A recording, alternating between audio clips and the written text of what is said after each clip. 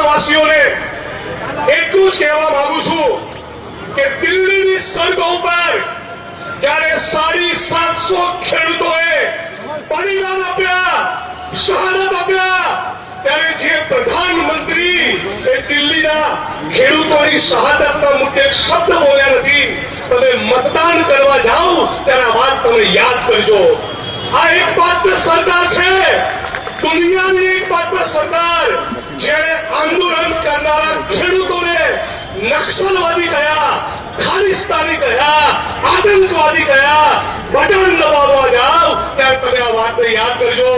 ઉત્તર પ્રદેશના મંત્રી અજય કુમાર ટેણીના દીકરાએ ખેડૂતોની છાતી પર ગાડી ચડાવી એમને ચકદી રાખી, એમના ખૂન કરી નાખ્યા. એવી આ ખેડૂતોની હત્યાની સરકારને જ્યારે મતદાન કરવા જાઓ એ દિવસે તમે બરાબર યાદ કરજો.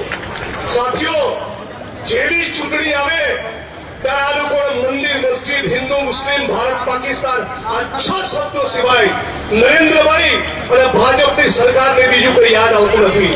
આપ સૌને કહેવા આવ્યો છું કે કોંગ્રેસનું સૂત્ર હતું સ્વતંત્રતા આંદોલન દરમિયાન કે હિન્દુ, મુસ્લિમ, શીખ, ઈસાઈ, ભારત માં કે 4 સિપાહી. આ દેશ એ તમામ જ્ઞાતિ અને ધર્મના લોકો છે અને ડોક્ટર ભીમરાવ બાબા સાહેબનું બંધારણ પણ એ સર્વ સમાજના લોકોને સાથે લઈને ચાલવાની વાત કરે છે.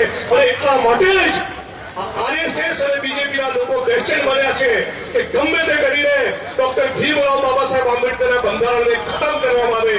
તો આપણે પણ બનાસકાંઠા અને પાટણની ધરતી પરથી, ઉત્તર ગુજરાતની ધરતી પરથી સંકલ્પ કરીએ, તમામ જ્ઞાતિ અને ધર્મના લોકો સંકલ્પ કરીએ કે જૂનના પહેલા અઠવાડિયામાં સાબરકાંઠાથી ચૂંટણી લડતા તુષારભાઈ ચૌધરી, બનાસકાંઠાથી ચૂંટણી લડતા જ્ઞાનીબેન ઠાકોર અને પાટણની ધરાવના અમારા સાથી ચંદનજી ઠાકોરનો જૂનના પહેલા સપ્તાહમાં ગુલાલ ઉડવાનો છે, એમનો ગુલાલ ઉડવાનો છે.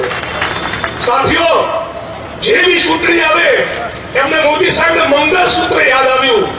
750 ખેડૂતોની જે બહેનો, એમના પરિવારની જે બહેનો અને માતાઓ વિધવા થઈ ત્યારે મોદી સાહેબને કોઈ મંગળસૂત્ર યાદ ના આવ્યા.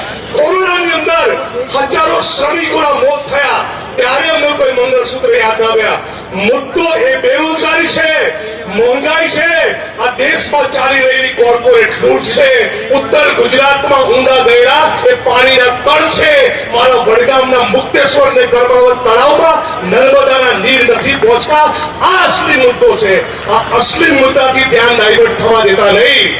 જે લોકો મંગળસૂત્રની વાત કરે છે એમને બહેનો માટે કેટલો પ્રેમ છે એ પુરુષોત્તમ રૂપાલા જોડેથી આપણને ખબર પડી. પણ પુરુષોત્તમ રૂપાલાએ જે અપમાન કર્યું એ ક્ષત્રિય સમાજની બહેનોનું નહીં, સમગ્ર ગુજરાત અને સમગ્ર ભારતની તમામ બહેનો અને માતાઓનું અપમાન કર્યું છે. કદાચ રાષ્ટ્રકવિ દિનકરે આજ પુરુષોત્તમ રૂપાલા માટે લખ્યું છે कि जब नाश मनुष्य पर छाता है तो पहले विवेक बढ़ जाता है. આ લોકો એમનો વિવેક ગુમાવી બેઠા છે ત્યારે સર્વ સમાજના લોકો પોતાની એકતાને મજબૂત રાખે. અને પાકી ખાતરી છે કે પાટણની અંદર ચંદનજીનો ગુલાલ ઉડશે.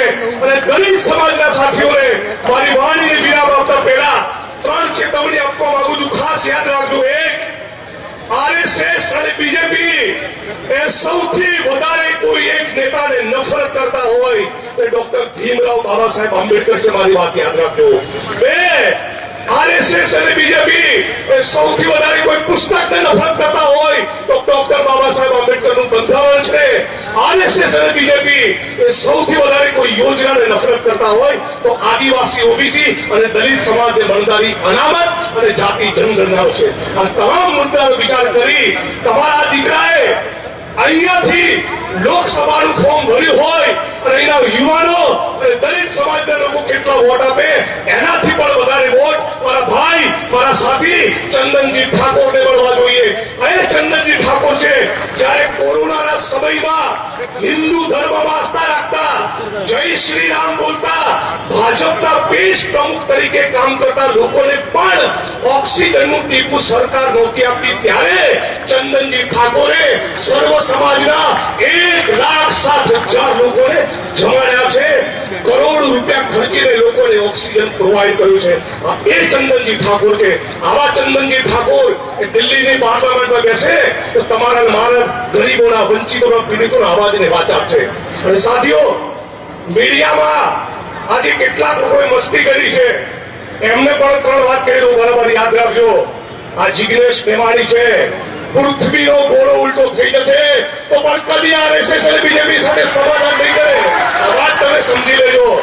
તમે મીડિયા, ગોદી મીડિયા વાળા અંડસન લખી રહ્યા છો, પણ સમય બદલાતા વાર નથી લાગતી. वक्त आने दे, तुझे बता देंगे आसमां, हम अभी से क्या बताएं क्या हमारे दिल में है. जय भीम, जय भारत, जय कांग्रेस. हमारी साथे नारो लगाओ, लड़ेंगे, तुम्हारे केवल जीतेंगे, लड़ेंगे, लड़ेंगे. मोदी, आरएसएस और बीजेपी समझ रहे ये धरती अपने आप की नहीं, किसी के बाप की. इंकलाब जिंदाबाद.